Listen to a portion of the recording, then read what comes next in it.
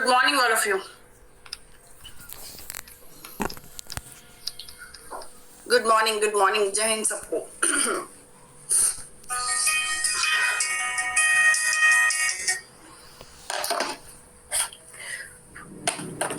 कैसे हो भाई सभी लोग? हाँ, मस्त, गुड. I am good. चलो करें आज की कार्रवाई स्टार्ट. प्रशांत, प्रणाम को कंटिन्यू करेंगे. राम राम. प्रणाम को कंटिन्यू करेंगे ना. हम लोगों ने लास्ट टाइम जहां तक है, अच्छा अपना टेबल कंप्लीट हो चुकी है, राइट? हमारी जो टेबल थी वो कंप्लीट हो चुकी है ना. लास्ट वाली लिखी थी. देखो लास्ट क्लास में जो मैंने लास्ट पढ़ाया था आप लोगों को, वो रिफ्लेक्सिव और एम्फेटिक कराया था ना. रोमित रॉय, अगर मैंने एम्फेटिक करा दिया तो रिफ्लेक्सिव भी साथ साथ हो गया. रिफ्लेक्सिव और एम्फेटिक स्टार्ट कराया था ना. कौन कौन सा था? सबसे पहले मैंने आप लोगों को ये बताया था कि इसके अंदर सेल्फ वाले वर्ड्स होते हैं. अगर उनका प्लूरल करना होगा तो सेल्फ को सेल्फ से लगाना पड़ेगा. दूसरा मैंने पढ़ाया था कि ये वर्ड्स कभी भी एज अ सब्जेक्ट यूज नहीं होंगे. तीसरा मैंने ये पढ़ाया था कि अगर ये वर्ब से पहले लगता है तो ये एम्फेटिक होगा, और अगर ये वर्ब के बाद लगता है तो रिफ्लेक्सिव होगा. Formula is EVR. यहां तक आपको क्लियर हो गया था? यहां तक कोई डाउट नहीं? लास्ट नहीं, किसने बोला अनुभव? ठीक है, अब सुनिए ध्यान से. मैं तुम्हारे सामने एक सेंटेंस लिख रही हूं, मुझको ये बताना कि वो सेंटेंस सही है कि गलत है. मैंने बोला कि himself hurt her. No error. he himself hurt her. ए में एरर, बी में, सी में या डी में? बताओ. he himself hurt her.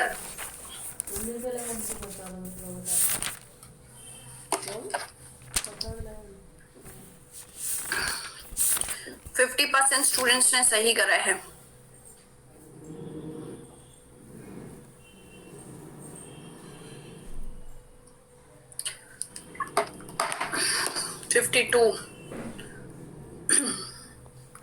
चलो, कुछ बच्चों ने इसमें एरर, कुछ ने इसमें, कुछ में इसमें. अच्छा, ही हिमसेल्फ में कोई एरर है?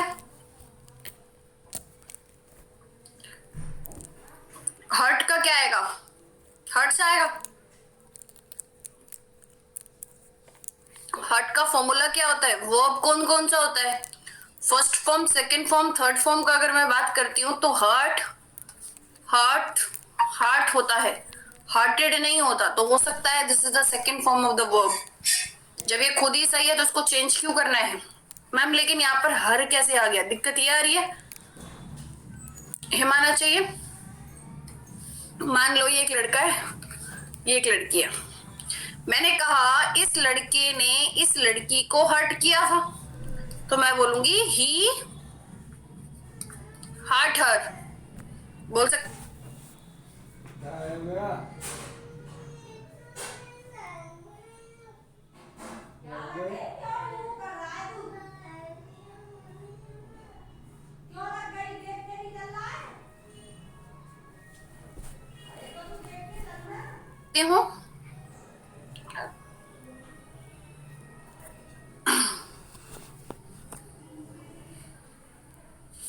है ना, ही हर्ट हर. ठीक है. अब मैंने बोला पता है तुमको, इस लड़के ने खुद ही इस लड़की को हर्ट किया था. इस लड़के ने खुद ही इस लड़की को हर्ट किया था, तो खुद ही कब बनेगा ये? ही हिमसेल्फ हर्ट हर.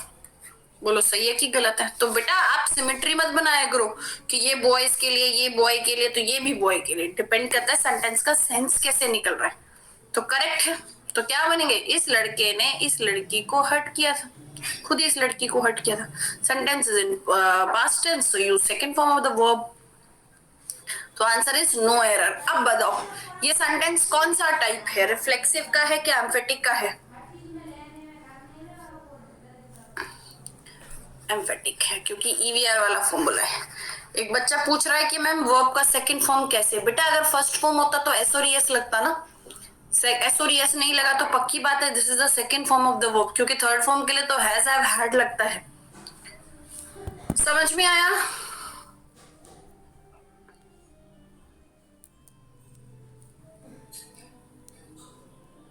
चलो नेक्स्ट.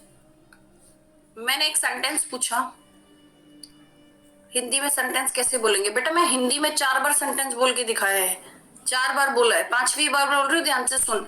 इस लड़के ने खुद ही इस लड़की को हर्ट किया था, 5वीं बार बोला है मैंने ये सेंटेंस। 4 बार जब बोल रही थी तू लिखे जा रहा था, एक बार तो मैंने तेरे लिए रिपीट किया था, ध्यान से सुनो। मैं एक सेंटेंस लिख रही हूं,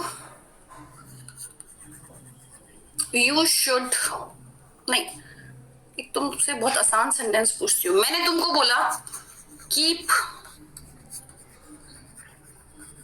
yourself busy, keep yourself busy. बच्चों ये सेंटेंस सही है कि गलत है? ट्रू है या फॉल्स है?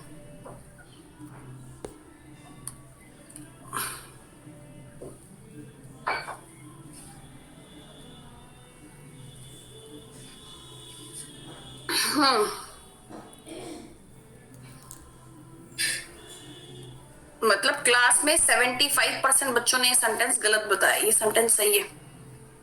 Keep yourself busy is your wrong sentence. Keep yourself busy ये सेंटेंस आप लोगों का गलत है। बात क्यों गलत हुआ? योर सेल्फ जाएगा, no no not at all, but how. अब बच्चों सुनो ध्यान से, सब्जेक्ट नहीं, अब बच्चों सुनना ध्यान से। क्या है बेटा? मैं आपको कुछ ऐसे वर्ड्स पढ़ा रही हूं, कुछ ऐसी वर्ब्स पढ़ा रही हूं जिसके आगे रिफ्लेक्सिव प्रोनाउन आता है और नहीं आता, ठीक है? कुछ ऐसी वर्ब्स पढ़ाऊंगी जिसके आगे हमेशा रिफ्लेक्सिव प्रोनाउन आएगा, फिर कुछ ऐसी वर्ब पढ़ाऊंगी जिसके साथ कभी भी रिफ्लेक्सिव प्रोनाउन का यूज नहीं होगा, ठीक है? पहले हम वो पढ़ते हैं ऐसी वर्ब जिनके साथ कभी भी रिफ्लेक्सिव प्रोनाउन का यूज नहीं होता, ठीक है? इसमें योर का कोई रूल ही नहीं है बेटा। कीप हिमसेल्फ बिजी भी गलत था, ठीक है? कुछ ऐसी वर्ब पढ़ेंगे जिसके साथ कभी भी रिफ्लेक्सिव प्रोनाउन का यूज नहीं होगा। अच्छा,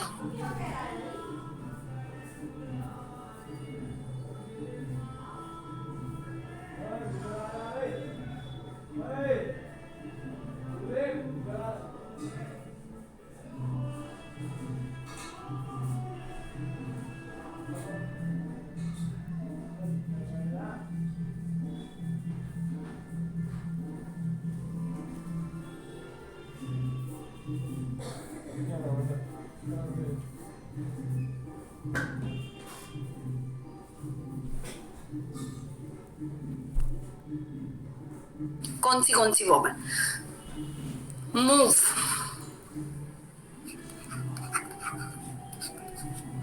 turn, bath, hide, keep, qualify, stop, rest, ये सारी वर्ब है।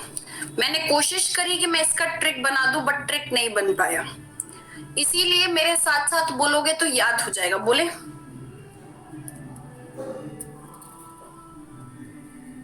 चलो बोलना स्टार्ट करो। सबसे पहले बेटा, सबसे पहले हम सुबह उठते हैं, हम इधर उधर मूव करते हैं, फिर इधर उधर टर्न लेते हैं, फिर लास्ट में नहा धो लेते हैं। बात मूव टर्न बात। अब जैसे जैसे एग्जाम पास आता है ना, हमको टेंशन होती है, हम मम्मी को कहते हैं मम्मी अगर कोई पूछे ना मैं कहा हूं, बोलना कि घर पर ही नहीं है, हाइड हो जाओ, छुप जाते हैं। क्या कोई दोस्त पूछे कहा हूं, बोल दो हो ही नहीं, हाइड हो गए।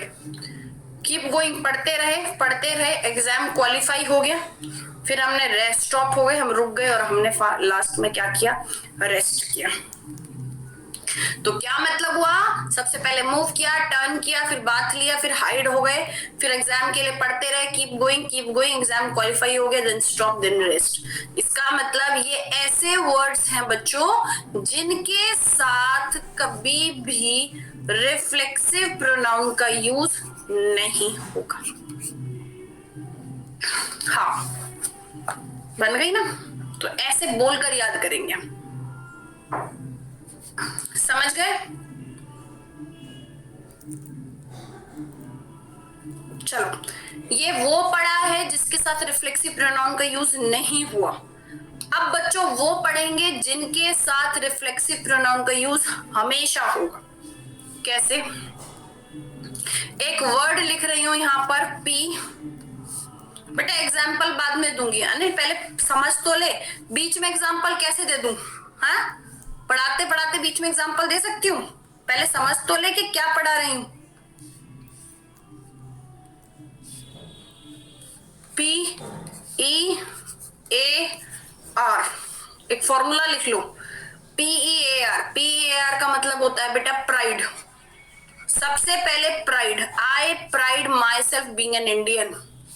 पी का मतलब प्राइड। ई से क्या होगा बेटा? एग्जर्ट या इंजॉय। एग्जर्ट या इंजॉय, हाँ बेटा यही वर्ड्स है। अगर एक आधा वर्ड और होता सागर जो इंपॉर्टेंट होता, वो मैं लिखवाती ना बेटा। ये कैसा क्वेश्चन है? ऑब्वियसली कुछ इंपॉर्टेंट होता तो मैं लिखवाती। ऐसा तो नहीं है कि नहीं नहीं ये वाले वर्ड फॉर्मेलिटी की है, जो पेपर में आएगा वो नहीं पढ़ाऊंगी। तो अंडरस्टूड वाली बात है। चलो, पी हो गया, आर हो गया, अब सुनिए ई हो गया। अब सुनिए ए से, सुनिए ए से होता है एब्सेंट। ए से होता है एब्सेंट। एक ए से मतलब होता है अवेल। अवेल के साथ फिक्स्ड प्रेपोजिशन होती है ऑफ। अवेल के साथ फिक्स्ड प्रेपोजिशन होती है of, avail of. Avail of का मतलब होता है बेटा हर अपॉर्चुनिटी का फायदा उठाना, take benefit of every opportunity, हर अपॉर्चुनिटी का फायदा उठाना। नेक्स्ट, ए से एक वर्ड और पढ़ा रही हूं, अडाप्ट। अडाप्ट का मतलब होता है कहीं भी अडाप्ट कर, अडाप्टेशन मतलब एडजस्ट करना। अडाप्ट मतलब एडजस्ट करना, ठीक है। एक ए से और वर्ड पढ़ा रही हूं, एक्विट। एक तो बच्चों एक्विट का मतलब होता है किसी को क्विट करा देना, ब्लेम फ्री करा देना, किसी को दोष मुक्त करा देना। एक एक्विट का मतलब होता है बच्चों अच्छा बिहेवियर शो करना, शो एडमायरेबल बिहेवियर। जब एक्विट का मतलब अच्छा बिहेवियर शो करना होगा तो आपका रूल लगेगा। जब एक्विट का मतलब, क्या बोल रही हूं ध्यान से सुनो, जब एक्विट का मतलब अच्छा बिहेवियर शो करना होगा तो आपका रूल लगेगा।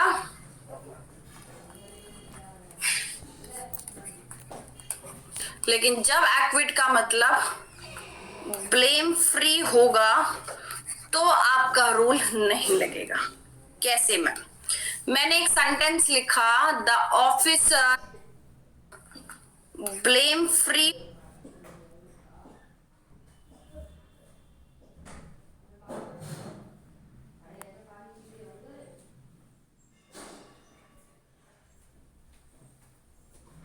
होगा तो आपका रूल नहीं लगेगा। कैसे? मैंने एक सेंटेंस लिखा, द ऑफिसर होगा तो आपका रूल नहीं लगेगा।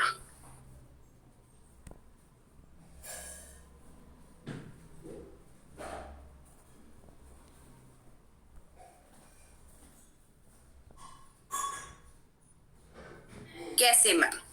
मैंने एक सेंटेंस लिखा, द ऑफिसर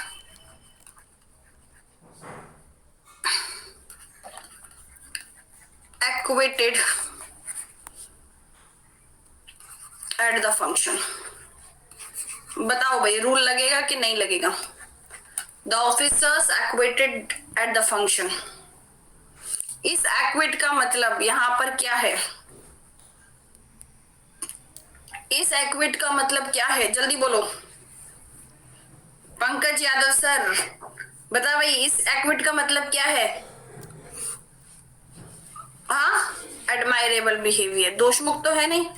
एडमायरेबल बिहेवियर में रूल लगता है कि नहीं लगता? लगता है। इसका मतलब सेल्फ वाला वर्ड लगेगा। तो बताओ यहां पर एक्विटेड के बाद सेल्फ वाला वर्ड लगाएंगे तो आंसर क्या हो गया? The officers acquitted themselves.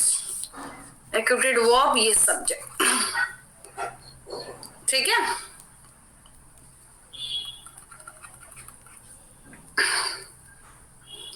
बोलो समझ में आया?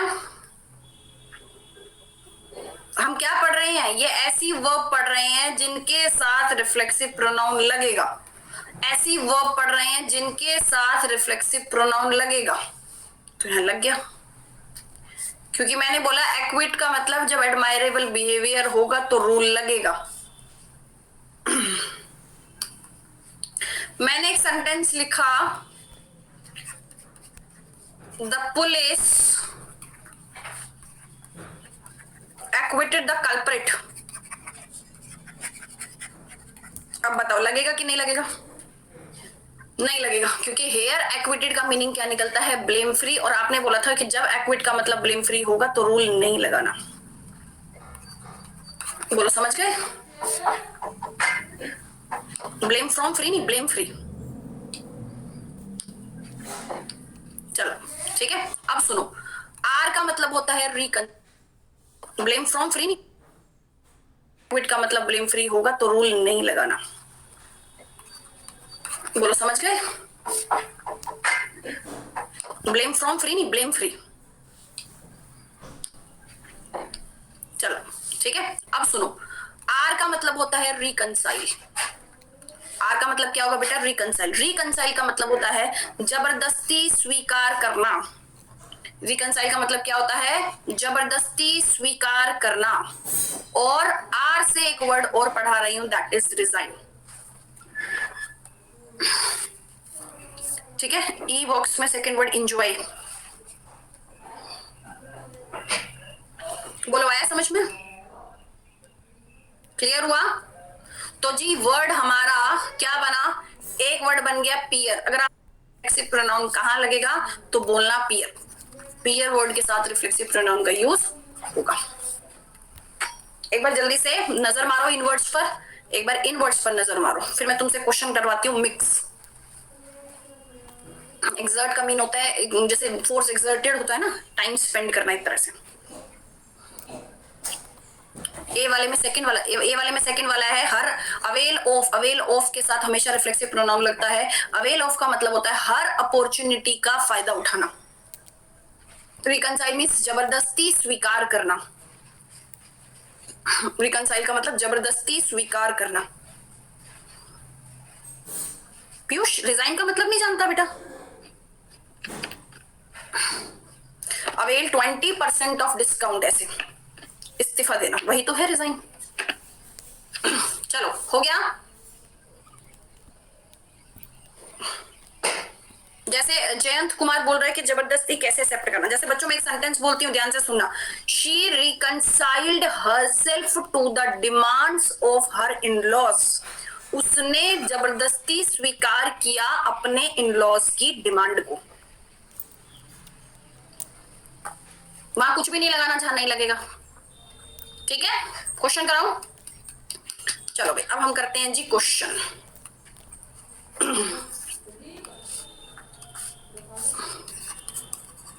Turn yourself about and take 2 steps. Turn yourself about and take 2 steps। ये सेंटेंस सही है क्या? ये सेंटेंस गलत है? ट्रू या फॉल्स?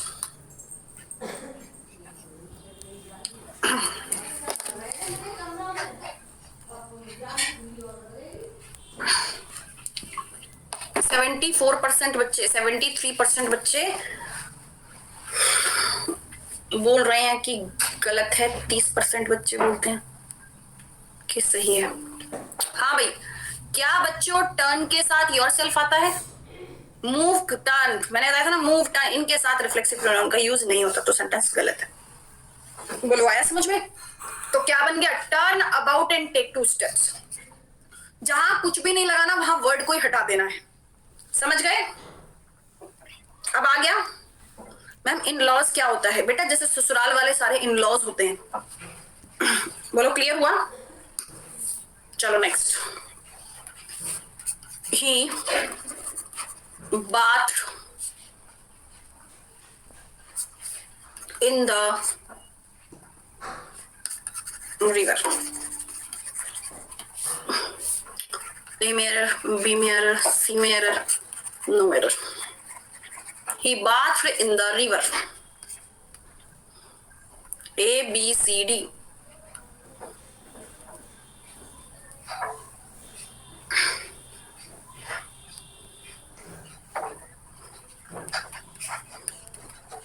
चलो ये सेंटेंस बिल्कुल करेक्ट था। बात के साथ रिफ्लेक्सिव प्रोनाउन का यूज नहीं होता है।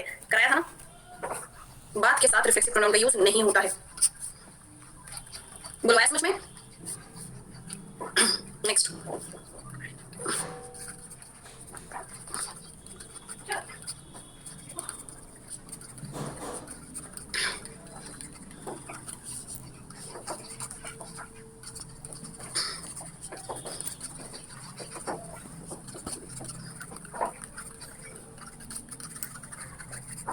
ए बी सी डी कौन सा आएगा? 63% बच्चों ने सही कराया। हाँ भाई, student exerts at the time of exam time. बेटा स्टूडेंट कैसा वर्ड है? स्टूडेंट शैलेंद्र, स्टूडेंट कैसा वर्ड है? सिंगुलर है। सिंगुलर है तो यहाँ पर भी कैसा आएगा वर्ड? सिंगुलर आएगा। देमसेल्व्स और देम देयर सेल्व्स कोई वर्ड ही नहीं होता। दूसरी बात, ये सिंगुलर है, ये सिंगुलर है, तो आंसर भी तो सिंगुलर ही आएगा। अगर यहाँ पर मैं लिखती स्टूडेंट्स प्लूरल लिखती तो एक्सर्ट्स नहीं आता, फिर एक्सर्ट आता, वर्ब में एस नहीं लगता, फिर आंसर होता देमसेल्व्स। बोलो आया समझ में?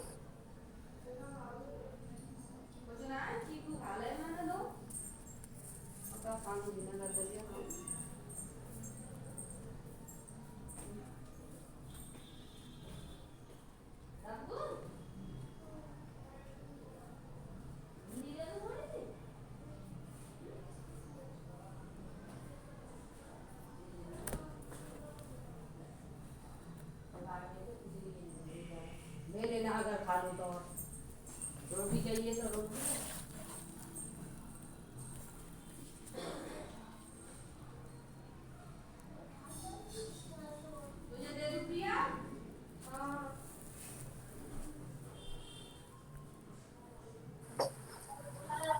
चलो नेक्स्ट करते हैं। एरर कुछ भी हो सकता है।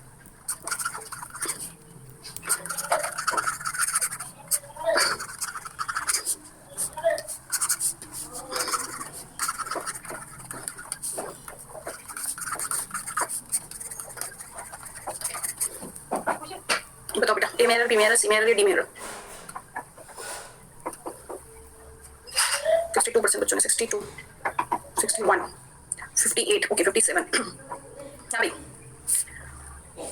एरर क्या निकाला? हाइड। हाइड होगा। हाइड का सेकंड फॉर्म क्या होता है? Tell me the second form of hide. Hid ही होगा। This is your second form of the verb. तुम सोचे मैडम ई लगाना भूल गई। हाँ, सेकंड फॉर्म है। हाइड के साथ रिफ्लेक्सिव प्रोनाउन का यूज नहीं होता है। हिमसेल्फ नहीं आएगा, ही हिड बिहाइंड द कर्टेन आएगा। बोलो आया समझ में? ओमिट कर सकते हैं, क्यों नहीं कर सकते? कर सकते हो। बोलो आया समझ में? तो बेटा मैं तुमको हर टाइप का एरर बता दिया। एग्जामिनर आपको कैसा कैसा एरर दे सकते हैं। मनप्रीत क्या नहीं आया बेटा? कौन तेरे हिसाब से आंसर बोल क्या है? तेरे हिसाब से आंसर बोल। मनप्रीत ये क्या लिख रहा है मैम? एनरोल है या नहीं ये बता दो। क्या एनरोल है या नहीं? मैम हिमसेल्फ कैसे आया? नहीं आया बेटा, क्रॉस कराया मैंने, ध्यान से देख। काटा मारा मैंने उसको, नहीं आएगा वो, मना कर रही हूँ। नेक्स्ट देखो, हाँ बताओ बेटा। एनरोल वाले वर्ड्स मैंने पढ़ाई नहीं, तुम अपने आप को एनरोल योरसेल्फ होता है, लेकिन एनरोल से रिलेटेड क्वेश्चन नहीं आता। ऐसे बेटा इंग्लिश एक लैंग्वेज है और लैंग्वेज में तो बहुत सारे वर्ड्स हैं। फिर क्या आएगा? कुछ भी नहीं आएगा, कुछ भी नहीं आएगा। अच्छा सुनो एक बात और, मैंने नॉर्मल सेंटेंस में मान लो अगर आवरसेल्फ या कोई भी वर्ड लगा दिया नॉर्मल में, तो आप ये मत ढूंढना कि मैंने ये वर्ड तो बताया नहीं था। ये सिर्फ रिफ्लेक्सिव का है कि इनके साथ आएगा, इनके साथ नहीं आएगा। ऐसे बहुत सारे वर्ड जिनके साथ आ भी सकते हैं, नहीं भी आ सकते, वो दोनों सही है। He himself hurt her, he hurt her, वो दोनों बोल सकती हूं मैं, वो गलत नहीं है।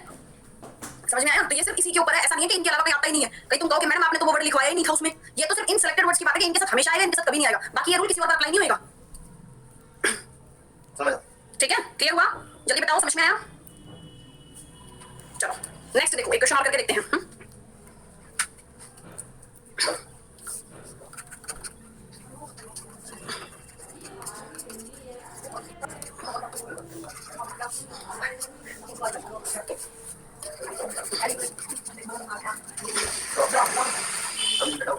We must protect ourselves from this pandemic. A mirror, B mirror, C mirror, yellow mirror. 49% बच्चों ने ध्यान से सेंटेंस को देखते नहीं ना। मेरा तो काम ही तुमको कंफ्यूज करना है भाई। मैं तो तुमको जानबूझकर ऐसा क्वेश्चन देती हूँ, मुझे तो पता है तुम क्या आंसर करोगे उसमें। कर दिया फिर दोबारा से गलत। अब तुमने दिमाग लगाया, मैंने देखा ये रूल कहीं लगेगा, तो इसका मतलब ये सही है। बच्चों एक बात बताओ, क्या आवर सेल्फ कोई वर्ड होता है? लास्ट टाइम भी बताया था कि बेटा प्लूरल के साथ तो प्लूरल वर्ड आता है, आवर सेल्फ कोई वर्ड नहीं होता। क्या वर्ड होता है? आवर सेल्व्स होता है। तो we must protect ourselves from this pandemic. बोलो आया समझ में? पूछो कोई डाउट किसी को? अच्छा, do you know the meaning of pandemic? क्या तुम लोग पेंडेमिक का मतलब जानते हो? अच्छा, do you know the difference between endemic, epidemic and pandemic? Endemic, epidemic and pandemic. Endemic, epidemic और पेंडेमिक। तुमको याद कराती हूँ मैं, एक बात सुनो। एंडेमिक होता है अंदर अंदर, एंडेमिक हो गया अंदर अंदर। मतलब मान लो वुहान, कोरोना का एग्जांपल लेती हूँ। वुहान में है, वुहान में हुआ तो दैट इज एंडेमिक। पूरे वुहान से चाइना में फैल गया, पूरे वुहान से चाइना में फैल गया, दैट इज एपिडेमिक। इसका मतलब एक कम्युनिटी में फैलना, दैट इज एंडेमिक। उस कम्युनिटी से पूरे कंट्री में फैल जाना, दैट इज एपिडेमिक। और पेंडेमिक होता है पैन मतलब all, across the countries, across the country, उससे हर कंट्री में फैल जाना, दैट इज पेंडेमिक। बोलो ऐसे। तो कोरोना से एग्जांपल याद रखिए, वुहान मतलब एंडेमिक, चाइना मतलब epidemic and across the country it means pandemic. समझ में आया? तो हमको इस पेंडेमिक से अपने आप को बचाकर रखना है। So we must protect ourselves from this pandemic. I hope you got my points. या करेक्ट हिमांशु? चलो, तो अब तुमको ये रिफ्लेक्सिव एम्फेटिक समझ में आ गया? अगर मैं बोलूं he absented himself from the office, from the office, तो क्या ये सेंटेंस सही है? He absented himself from the office. क्यों, गलत क्या है शांतनु इसमें? गलत क्या है? सही तो है। एब्सेंट के साथ, अवेल के साथ, अडॉप्ट के साथ, इन सब के साथ पियर रिफ्लेक्सिव प्रोनाउन आता है, तो आंसर हो गया यस। ओम, ओम एब्सेंट के साथ रिफ्लेक्सिव प्रोनाउन आता था कि नहीं आता था? फिर पियर वर्ड को भूल गए, एब्सेंट। बोलो ऐसा समझ में? तो थोड़ा सा प्रैक्टिस करोगे ना वर्ड याद हो जाएंगे। अभी तुमको वर्ब्स याद नहीं हुए। एनीवे, चलो जी, रिफ्लेक्सिव एम्फेटिक क्लियर हुआ। अब करते हैं नेक्स्ट। अब देखो मैं तुमको कौन, एनीवे चलो जी, रिफ्लेक्सिव एम्फेटिक क्लियर हुआ। अब करते हैं नेक्स्ट। अब देखो मैं तुमको कौन कौन सी टाइप पढ़ा चुकी। पर्सनल पढ़ा चुकी, रेसिप्रोकल पढ़ा चुकी, इंटेरोगेटिव पढ़ा चुकी, पोजेसिव पढ़ा चुकी, डिस्ट्रीब्यूटिव पढ़ा चुकी, रिफ्लेक्सिव और एम्फेटिक पढ़ा चुकी। ठीक है। दूसरा, प्रभात कह रहे कि, प्रशांत कह रहे कि वर्ब नहीं है इस कोर्स में। बेटा प्रोनाउन में वर्ब कहां से आएगा? अब बच गया तुम लोगों का डेमोन्स्ट्रेटिव और एक बच गया तुम लोगों का रिलेटिव। मुझको दो टाइप कराना है ना, ये वाला दो टाइप करा। डिस्ट्रीब्यूटिव कौन सा था? Each every either neither one none, each every either neither one none, ये सब है ना। डिस्ट्रीब्यूटिव क्लियर है ना तुमको? Reciprocal each other one another, each other one another, other another. चलो, ऑब्वियसली वर्ब होगा बेटा, योर और योरसेल्फ दोनों सही है, सही है। चलो जी, next will start demonstrative pronoun. अच्छा, डेमोन्स्ट्रेटिव का मतलब जानते हो बेटा? डेमोन्स्ट्रेटिव का मतलब होता है डेमोन्स्ट्रेशन शो करना। डेमोन्स्ट्रेटिव का मतलब होता है डेमोन्स्ट्रेशन शो करना। जैसे स्कूल में हम एक्सपेरिमेंट शो करते थे। हिंदी की मैं बात करूं तो इसका मतलब होता है संकेतवाचक। जब आप किसी चीज को संकेत करते हो, बताते हो, तो that is known as demonstrative pronoun, और you can say which is used to indicate और पॉइंट आउट समथिंग। यस बोलो, indicate or point out something, that is known as demonstrative pronoun। बोलो आया समझ में? ठीक है। इनके लिए हमारे पास कुछ वर्ड्स का यूज होता है बेटा। जो वर्ड्स कौन कौन से होते हैं, अगर मैं तुम लोगों को एग्जाम्पल दूं तो दिस, दैट, दीज, दोस, ये आपकी किसी भी चीज को इंडिकेट कर सकते हैं।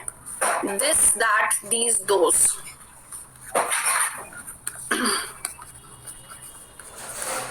मैंने बोला आई वॉन्ट अ बुक, या मैंने बोला आई वॉन्ट फ्लावर्स, मुझे। अब बच्चों, मैंने तुम्हारे सामने बोला आई वॉन्ट दीज फ्लावर्स, मुझे ये वाले फूल चाहिए, मुझे ये वाले फूल चाहिए। अगर मैं लिखती हूँ दोज फ्लावर्स, तो मुझे वो वाले फूल चाहिए। ठीक है। हाँ ले भाई हर्ष, मैंने तो इसीलिए बोल दिया, मुझे पता है कि क्वेश्चन बना लोगे तुम।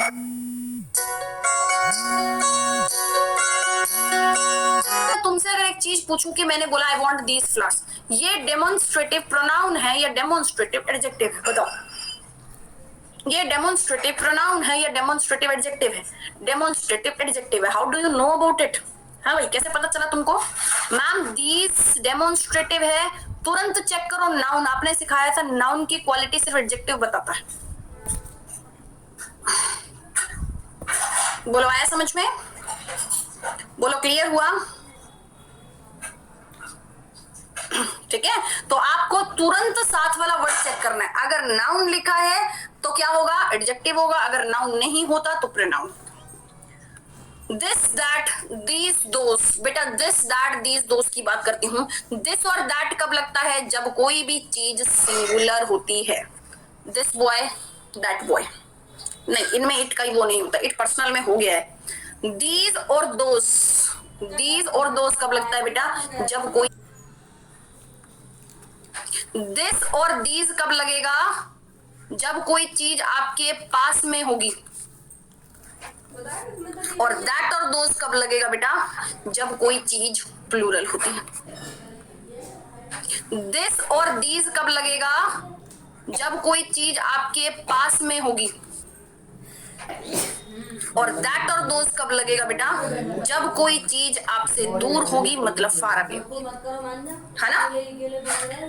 ऐसे ही होता है, मान लो मेरे पास कोई बैठा है तो मैं बोलूंगी दिस बॉय, दूर बैठे तो मैं बोलूंगी दैट बॉय, बहुत सारे लोग पास बैठे तो मैं बोलूंगी दीज बॉयज, दूर बैठे तो मैं बोलूंगी दोज बॉयज। बोलो क्लियर हो गया, प्लस क्लास में कराया था सर, समझ में आया।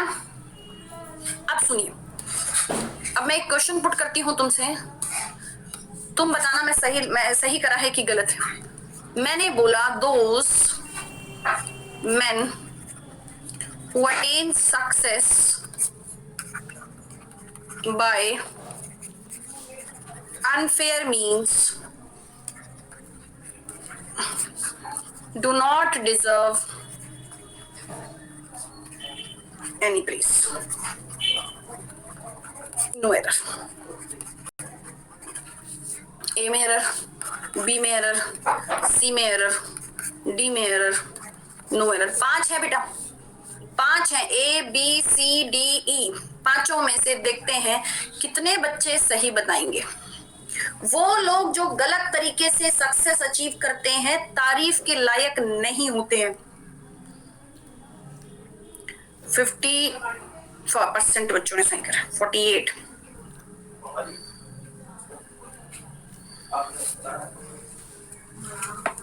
अब समझना एक बात बेटा, कितना बड़ा सेंटेंस है और कितना छोटा सा एरर है। बेटा मैंने अभी बताया था कि दीज और दोस्त के बाद ये प्लूरल वर्ड है, तो आने वाला नाउन भी इनके साथ क्या आएगा, प्लूरल आएगा। तो दोज अगर प्लूरल है तो आने वाला नाउन भी प्लूरल आएगा, तो MAN नहीं आएगा, MEN आएगा।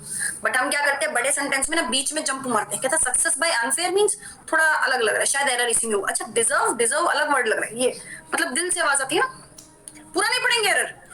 कुछ बच्चे बड़े सेंटेंस को देखकर बीच में जंप कर कर इधर उधर वाले वो करते, फिट बैठाते हैं कि इसके साथ ये नहीं अच्छा लग रहा, इसके साथ ये अच्छा लग रहा है, यही तो करते हैं हम एरर फाइंड करने, जो कि गलत होता है। समझ गए। दोज प्लूरल है, बताओ दोज प्लूरल है तो जिन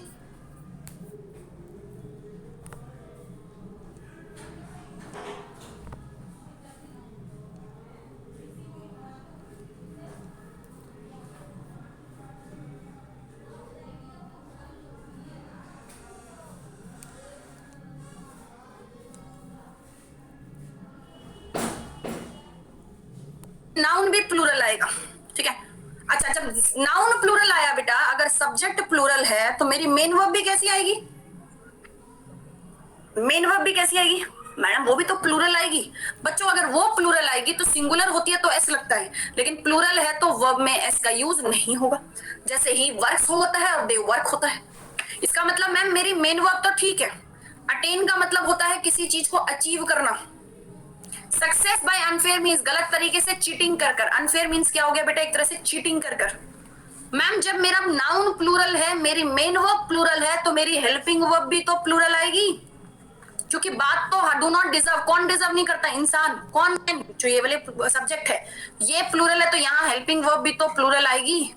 तो इसका मतलब हेल्पिंग वर्ब भी डू नॉट लिखा, do not deserve any praise, answer is no error. इसका मतलब मैम इन सबसे हमने हिंट ये निकाला कि अगर सब्जेक्ट सिंगुलर होगा तो मेन वर्ब भी सिंगुलर आएगी, हेल्पिंग वर्ब भी सिंगुलर आएगी। एक मिनट रुको,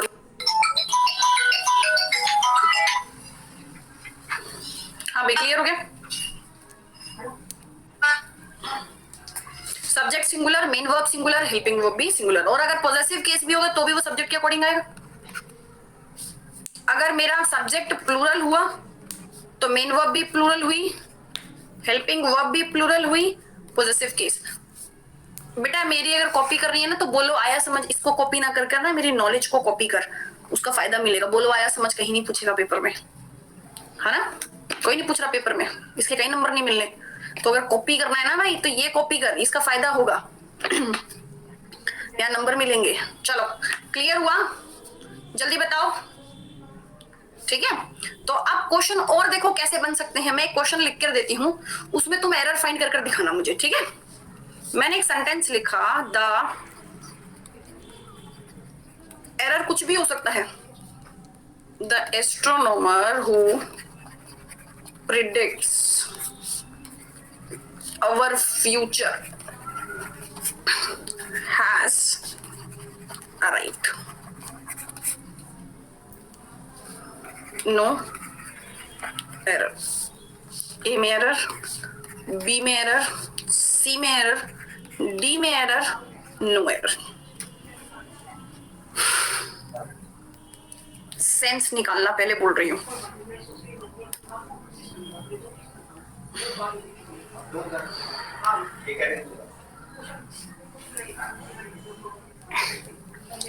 सिर्फ 30% बच्चों ने सही करा।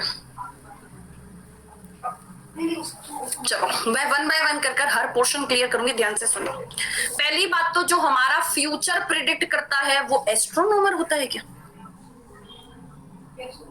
ज्योतिषी होता है भाई। एस्ट्रोनोमर तो एस्ट्रोनॉट पर जाएगा, अंतरिक्ष में जाएगा, स्पेस में। तो एस्ट्रोनोमर नहीं, ज्योतिषी को क्या बोलते हैं? एस्ट्रोलॉजर, जो हमारा फ्यूचर बताता है।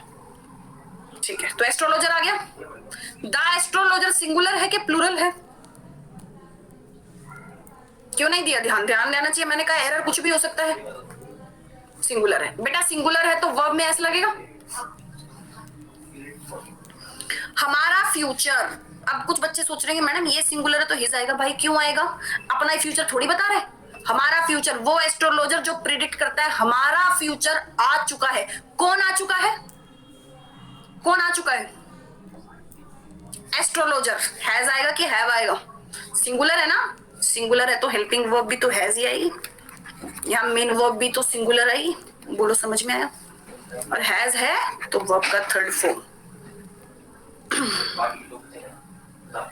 समझे? तो बेटा वन बाय वन कर चीजों को क्लियर करा करो, तभी एरर फाइंड कर पाओगे। वन बाय वन कर तसल्ली से करा करो, तुमको सब एरर फट पता चलेगा। हाँ, प्रिडिक्ट का प्लूरल क्या होता है? बेटा तू प्रिडिक्ट प्लूरल लिख रहा है। विक्की कुमार तू मेरे से ऐसा क्वेश्चन पुट कर रहा है जैसे मैं तेरे को बोलूं कि बॉयज का प्लूरल क्या होगा। बॉयज का प्लूरल, जब प्रिडिक्ट्स सिंगुलर है तो प्रिडिक्ट्स का प्लूरल तो प्रिडिक्ट होगा। ये वर्ब है, वर्ब का गेम उल्टा चलता है। शी सिंग्स, सिंग्स सिंगुलर है, वी सिंग, सिंग प्लूरल है, और तुम मुझसे बोल रहा है सिंग का प्लूरल क्या होगा। प्रथम शर्मा, अगला क्वेश्चन मुझे भी पता है बेटा, अगला क्वेश्चन कराना है। या मल्टीप्लाई बाय 2 करके नहीं चलती है क्लास, या मैं अपने आप को नहीं पढ़ा रही। क्लियर हुआ? तो ये वाला रूल इंपॉर्टेंट रूल था, क्लियर हो गया होगा। ठीक है, अब जो नेक्स्ट आता है वो क्वेश्चन क्या आएगा? हैज और हैव में कंफ्यूजन रखी मत पाठक। बेटा हैज में एस आया है, ये सिंगुलर, और हैव में एस नहीं आता, ये प्लूरल। खत्म बात। चलो समझ गए? कराएं आगे? नेक्स्ट क्वेश्चन देखते हैं। मैं क्वेश्चन लिख रही हूं, मैंने लिखा the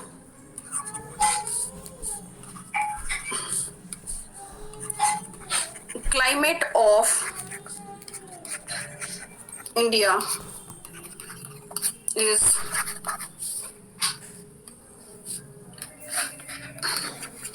better than Africa.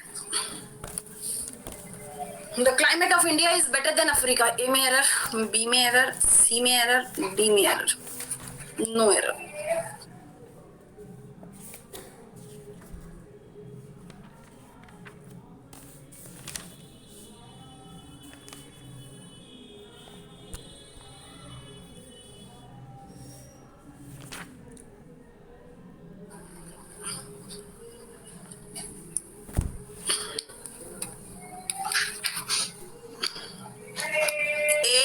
C D.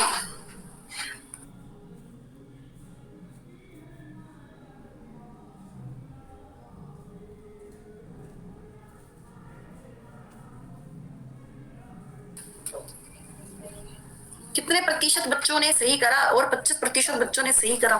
भाई ये तो घर की बात है, घर में रहना है तो, नहीं तो बाहर तो तुम्हारी बहुत बेइज्जती हो है भी नलायको। चलो एक बात बताओ, बराबरी की चीज कंपटीशन कैसा होता है बच्चों? कंपटीशन कैसा होता है? बराबरी का। मैं इंडिया का क्लाइमेट है तो अफ्रीका का भी क्या होगा? अगर इंडिया का क्लाइमेट है तो अफ्रीका का भी क्या होगा? क्लाइमेट होगा ना। अफ्रीका का भी क्लाइमेट होगा है। यहाँ पर कहते हैं इंडिया का क्लाइमेट, मैम क्लाइमेट सिंगुलर है, इज तो सही है, इज बेटर देन अफ्रीका। अब आप कहोगे दैट ऑफ अफ्रीका। बेटा दैट ऑफ किसकी जगह पर लगा रहे हो? दैट ऑफ के लिए तो जगह लिया तो है ही नहीं। तो ऐसे क्वेश्चन में दो तरीके से क्वेश्चन सोल्व करो। इंडिया का क्लाइमेट है तो यहाँ अफ्रीका का क्लाइमेट होना चाहिए, यस और नो? तो बेटा अफ्रीका नहीं आएगा, अफ्रीकाज आएगा। अफ्रीका नहीं आएगा, अफ्रीकाज आएगा। अफ्रीका का क्लाइमेट, अफ्रीका का क्लाइमेट। बोलो समझ में आया?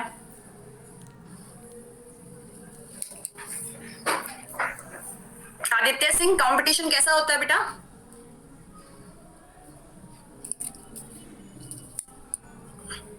Where is Aditya? बराबरी का। तो बेटा मैंने बराबर कर तो दिया।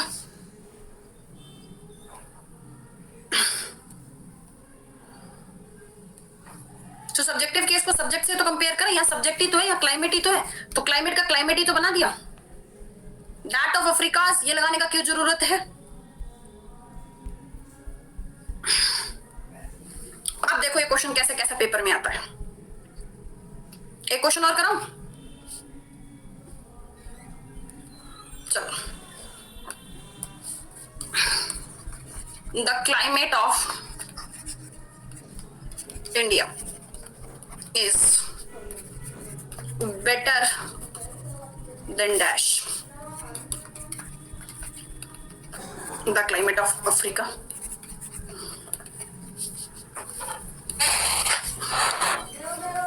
Climates of Africa.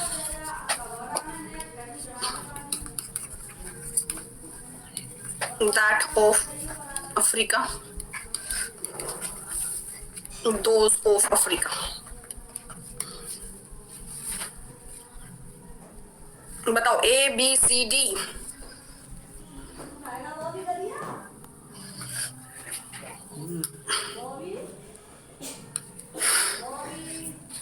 कर दिया गड़बड़, हो गया खुश? आपको ये फिर धप्पा हो गया है भाई। अब फिर से सुनना मुझे। तुमने बना दिया क्वेश्चन, जो बच्चों ने ए ऑप्शन लिखा है मैं वही ऑप्शन लिख रही हूँ। रोंग पोल रोहन बेटा जो तू आंसर कर आए फिर वही कर आई हो, ठीक है? आंसर मत बदलियो, बिल्कुल मत बदलियो। कोई बच्चे कंपटीशन कम करने के लिए भी हमारे पास होने चाहिए। The climate of India is better than the climate of Africa, ठीक है? जिनको लगे पोल रोंग उनकी भाई छूट है पूरी, वो अपना आंसर कर करें, कोई जोर जबरदस्ती नहीं है। अब मुझे ये बताओ बच्चों, अब मुझे ये बताओ, सुनना ध्यान से जो मैं बोलती हूँ। हाँ, हम कौन सा टॉपिक पढ़ रहे हैं? हम कौन सा टॉपिक पढ़ रहे हैं? प्रोनाउन। बच्चों प्रोनाउन की जल्दी से डेफिनेशन रिवाइज करना, क्या होती है प्रोनाउन की? जल्दी से डेफिनेशन लिख दो फटाफट, एक वर्ड में लिखो। Place of noun, stop the repetition of noun, replace the noun. मेरे भाई ये शगुन की लाइन थोड़ी है, ये अटेम्प्ट करनी भी तो सीखो। ये कोई शगुन की लाइन है कि तुमसे कोई पूछे प्रोनाउन क्या होता है तुम फटाक से लाइन बोलते हो? इसको अप्लाई तो करो। Stop the repetition of noun, फिर उसके बाद रिपीट क्यों कर रहे हो? Stop the repetition of noun आप अपने मुंह से बोल रहे हो, फिर रिपीट कर रहे हो। भाई जब यहाँ पर क्लाइमेट ऑफ इंडिया लिख ही दिया है, बेटर देन लिख ही दिया है, तो नाउन रिपीट क्यों हो रहा है? नाउन ही तो हटाना है प्रोनाउन में। अब मैंने ये हटाया, जो चीज बाद में लिखी जाती है वो चीज बाद की बोली तो पक्की बात है दूर है, पहले तो वही चीज बोलोगे ना जो पास है। इंडिया क्लाइमेट पास हो गया, बाद में क्लाइमेट ये वाला लिख रहे हो। बताओ क्लाइमेट वर्ड सिंगुलर है कि प्लूरल है? सिंगुलर है। भाई जब दूर की चीज क्लास में बैठी हो, मान लो तो तुम दूर बैठे हो और दूर की चीज क्लास में बैठी हो, तो तुम क्या बोलते हो? दैट बॉय या दोस बॉय? दैट हुआ है ना, तो क्या आएगा? The climate of India is better than that of Africa. Ma'am the climate of Africa क्यों गलत हुआ भाई, रिपीट क्यों हो गया? क्लाइमेट्स मैडम, अफ्रीका का क्लाइमेट तो एक ही होता है, हर एक का क्लाइमेट थोड़ी होता है मैडम। दूर ये सिंगुलर है तो सिंगुलर से ही तो रिप्लेस करो, प्लूरल कहां से आ गया? दोस्त कहां से आ गया? गलत। आंसर क्या हो गया? The climate of India is better than that of Africa. जल्दी बताओ, आया समझ में? ये वो चीज बाद की बोली तो पक्की बात है दूर है, पहले तो वही चीज बोलोगे ना जो पास है। अटेम्प्ट करनी भी तो सीखो। ये कोई शगुन की लाइन है कि तुमसे कोई पूछे प्रोनाउन क्या होता है, तुम फटाक से लाइन बोलते हो, इसको अप्लाई तो करो। Stop the repetition of noun. फिर उसके से आ गया गलत। आंसर क्या हो गया? The climate of India is better than that of Africa. जल्दी बताओ, आया समझ में? ऐसे आंसर फाइंड करना, यही तो इंग्लिश है, यही तो इंग्लिश है जब चारों ही मीनिंग सेम निकलते हैं, यही तो तरीका है भाई फाइंड करने का। ठीक है, जब हमको सब कुछ सेम लगता है ना, तो इस तरह से एलिमिनेट करना सीखो, तुम अच्छे से समझ जाओ। कराएं आगे?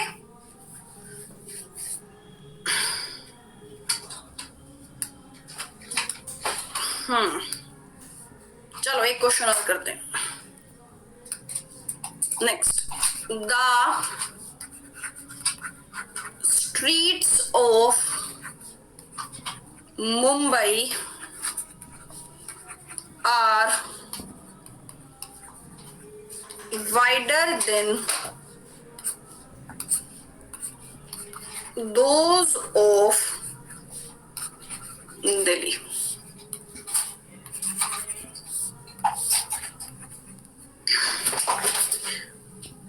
No error. The streets of Mumbai are wider than those of Delhi. Error बताओ बेटा, A में error, बी में एरर, सी में एरर, डी में एरर, ई में एरर। 5।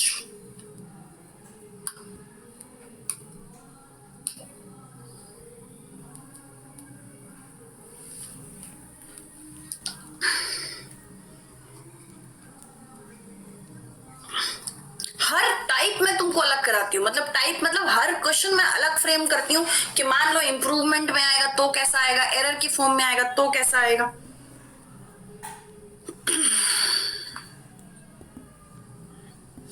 अब एक बात बताओ बेटा, पहली बात तो कुछ बच्चों ने द स्ट्रीट्स में एरर निकाला। पहले मुझे ये बताओ, ये द स्ट्रीट्स में क्या एरर लग रहा है? स्ट्रीट्स क्या हो गई? गलियां, ठीक है ना? स्ट्रीट्स प्लूरल है, द स्ट्रीट एक स्ट्रीट होती है तो सिंगुलर होता, स्ट्रीट्स लिखा है, कहते हैं मुंबई की गलियां of Mumbai. Ma'am helping verb first पे डिपेंड करती है, तो स्ट्रीट्स अगर प्लूरल है तो हेल्पिंग वर्ब भी आ रहेगी, सही है। वाइडर मतलब चौड़ी है, wider than. Ma'am comparative degree है तो देन भी सही है। बेटा स्ट्रीट्स प्लूरल है कि सिंगुलर है?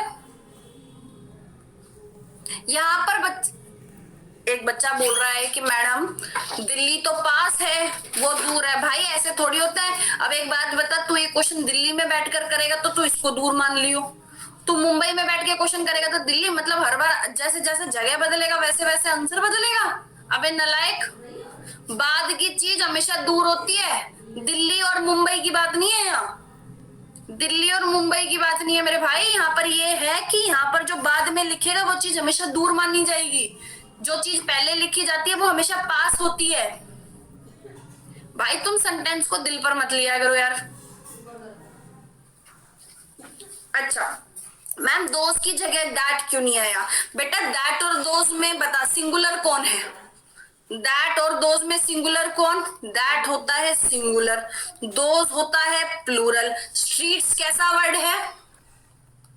स्ट्रीट्स कैसा वर्ड है? प्लूरल। जब स्ट्रीट्स प्लूरल है तो प्लूरल को प्लूरल से तो रिप्लेस करेगा, मतलब मुंबई की तो गलियां और दिल्ली की गली है, बराबर है। कंपटीशन बराबरी का कर। यहाँ पर स्ट्रीट्स है तो प्लूरल को प्लूरल से रिप्लेस करेगा, इसीलिए तो दोज आया। ऐसा तो नहीं करके आएगा, ईमानदारी से बता दे, छुपके मत कर दियो।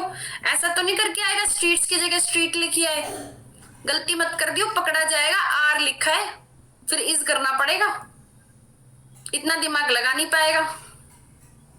धप्पा हो जाएगा।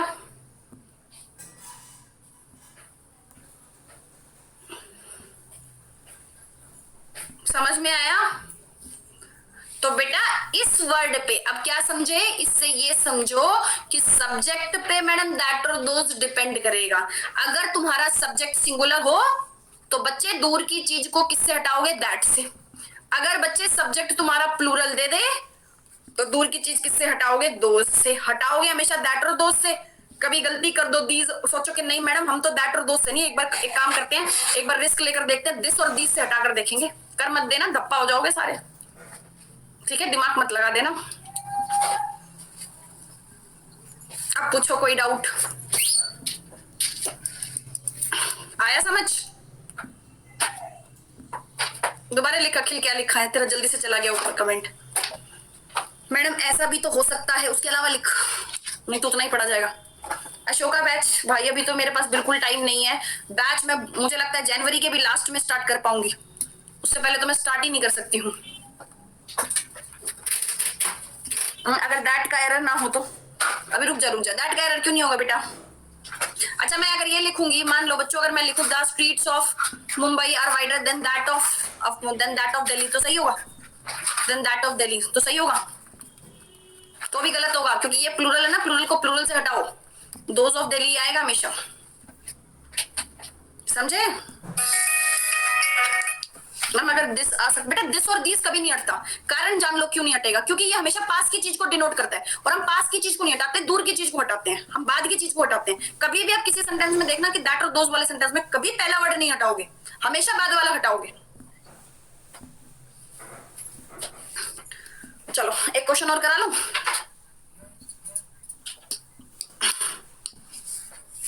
मैम नाउन प्लूरल हो तो दोज, नाउन सिंगुलर हो तो that.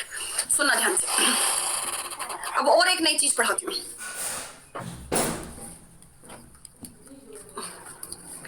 This is a new book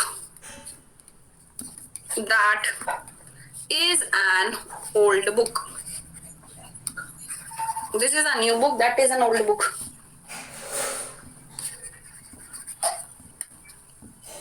समझाई देती हूँ मैं question. This is a new book that is an old book, सही है? ये नई किताब है वो पुरानी, गलत। क्या गलती है बच्चों? Madam this is a new book सही है, that is an old book सही है, लेकिन दिक्कत एक बात हो रही है। क्या रिपीट हो रहा है? हम पढ़ रहे हैं मैडम प्रोनाउन। प्रोनाउन का मतलब होता है stop the repetition of noun. Madam book repeat क्यों कर रहे हो? अच्छा मैम आपने सिखाया था कि दूर की चीज हटाते हो तो क्या लगाते हैं? दूर की चीज हटाते हैं तो क्या लगाते हैं? मैडम दैट लगाते हैं। अभी तक तो आपने ये सिखाया था। बच्चों एक बात बताओ, क्या इस सेंटेंस में दैट अच्छा लग रहा है? This is a new book that is an old that. Madam ये तो सेंटेंस ही नहीं बन रहा। अब सुनना ध्यान से, जब बच्चों दूर की चीज को दैट से नहीं हटा सकते, कारण क्योंकि दैट तो सेंटेंस में ऑलरेडी लिखा है। जब हम, ध्यान से सुनना, मैं दोबारा नहीं बोलूंगी, ध्यान से सुनो। जब हम दूर की चीज को दैट से नहीं हटा सकते क्योंकि दैट ऑलरेडी सेंटेंस में लिखा है, तो मेरे भाई मदद करने वाला वर्ड कौन सा होगा वहां पर? वन। ये नई किताब है और वो पुरानी, तो that is an old one. ये वन वर्ड ही मैम बुक को ही डिनोट कर रहा है एक तरह से। बोलो आया समझ में? क्लियर हुआ? अब भी तुम धप्पा होगे, अब भी मैं तुमसे शर्त लगा रही हूं, अब भी तुम 100% पोल नहीं करोगे। करवाऊं सेंटेंस? कोई नहीं मयंक, चलो। These are interesting questions. Those are boring dash। अभी मुझे तुम्हारी प्रैक्टिस भी करानी है, तो मैं जल्दी क्लास तुम लोगों को बताऊंगी। हाँ, these are interesting questions, those are boring dash। One,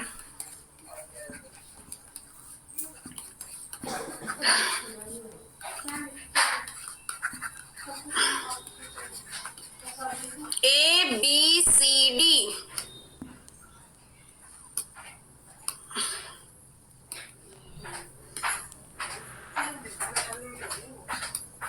क्या कहा था मैंने? एज एक्सपेक्टेड बेटा।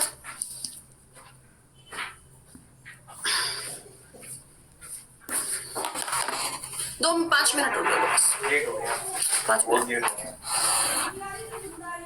52%, 50%।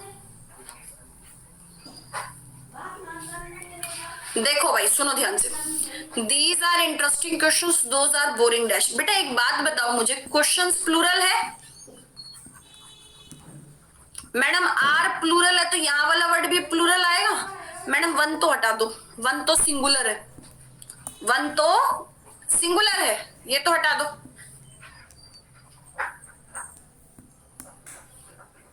है ना, वन तो सिंगुलर है। चलो अच्छा, अब ये वाला वंस क्यों नहीं आया? इस वंस में और इस वंस में डिफरेंस जानते हो बेटा? जो अपोस्ट्रोफी वाला वंस होता है ना बेटा, ये वाला, ये एक ऐसा वर्ड है जिसके अंदर अपोस्ट्रोफी लगता है। ये होता है अधिकार वाला, जैसे ही का हिज बनता है ऐसे वन का वंस।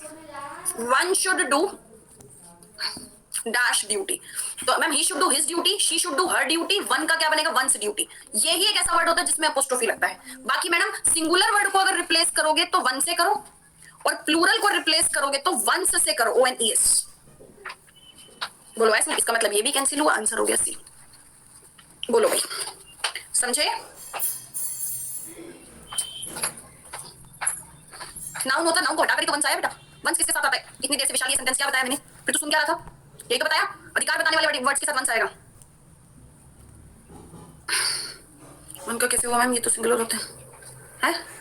अरे भाई तुम कैसी कैसी बातें करते हो? वन, वंस, वंस, तीनों अलग अलग वर्ड है, किसी का किसी से कोई लेना देना नहीं है। सिंगुलर नाउन को हटाना है तो ये वाला आएगा, प्लूरल नाउन को हटाना है तो ये वाला आएगा। इस वर्ड का इन दोनों से कोई लेना देना नहीं, ये अधिकार बताने वाला वर्ड है। ये ना कि सिंगुलर है ना प्लूरल है, ये अधिकार बताता है। ही का हिज हो गया जैसे, खत्म। तीनों का मतलब अलग है, समझे? पूछो कोई डाउट तो। सारा डेमोन्स्ट्रेटिव जिसका जो जो जो टाइप बनता था, कैसे कैसे क्वेश्चन आते हैं, वो सब मैंने तुमको करा दिए। एक मिनट, ये क्यों अटक गया बेटा? सर्च इंग्लिश बाय दीक्षा वशिष्ठ। तो अब तुमको एक चीज नहीं समझ में आई है, एक चीज नहीं समझ में आई है। एक सेकंड मम्मी,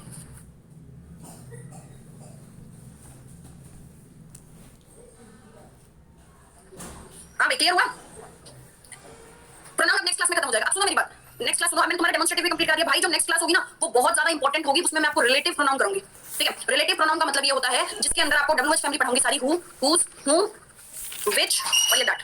बेटा ग्रुप का लिंक मैं पिन नहीं कर सकती, जब मैं नहीं रिप्लाई करी तो तुझे समझ जाना चाहिए, है ना? तुम लोगों ने बनाया हुआ उसमें ऐड हो जाओ, अदरवाइज सर्च इंग्लिश बाय दीक्षा विशिष्ट टेलीग्राम पर वहां पर अपना ज्वाइन करो। ये सब कुछ मुझको तुमको कराना है, ठीक है? आप 5 बजे will try to take your class, ठीक है? बाकी मैं तुम्हारी एक क्लास और कंडक्ट करूंगी, दैट वो प्रोनाउन का प्रैक्टिस बैच, प्रैक्टिस क्लास, है ना? अच्छा नाउन के जो मैं तुमको 50 क्वेश्चंस करा चुकी हूं वो तुमने कंप्लीट कर लिए सबने भाई? उसका टेस्ट कंडक्ट कर दूं एक दिन, जल्दी टेस्ट होगा, एक दिन एक्स्ट्रा क्लास कराकर सिर्फ 50 क्वेश्चंस रिपीट कराऊंगी, रिवाइज कराऊंगी, वही सेम क्वेश्चन, उन्हीं का टेस्ट होगा, समझ गए? बाकी सब कुछ अच्छे से समझ में आ रहा है, कोई दिक्कत तो नहीं? वो का टेस्ट तो करेंगे भाई, वो टेस्ट तो कर लेंगे, ठीक है? पहले वोकैब जो भी है हां इवनिंग में रख लेंगे, क्लास में इवनिंग में भी रखेंगे, ठीक है? चलो भाई, ये सब कुछ मैं तुमको नेक्स्ट क्लास में कराऊंगी, तो तुम लोग आ जाना। एक बच्चा आखिर में जाता जाता भी डिडंट अंडरस्टैंड लिख रहा है भाई, कौन सा क्वेश्चन लिख रहा है? तू कॉपी पेस्ट तो नहीं करता हैं? जाता जाता भी डिडंट अंडरस्टैंड, क्या डिडंट अंडरस्टैंड ये तो बता। चलिए जय हिंद सबको, bye bye, God bless you, ठीक है? Take care.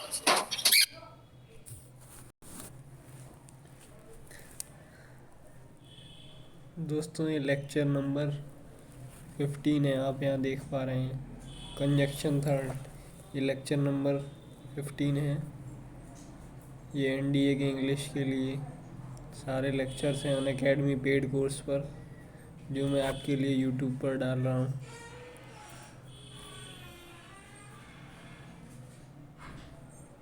तो आप कमेंट कीजिए और आप अनअकैडमी ज्वाइन कीजिए। इसका पेड कोर्स काफ़ी सस्ता है और टीचर्स के एक्सप्लेनेशन बहुत ही सिंपल हैं, और इनके लेक्चर से आपका NDA में 100% सिलेक्शन हो जाएगा।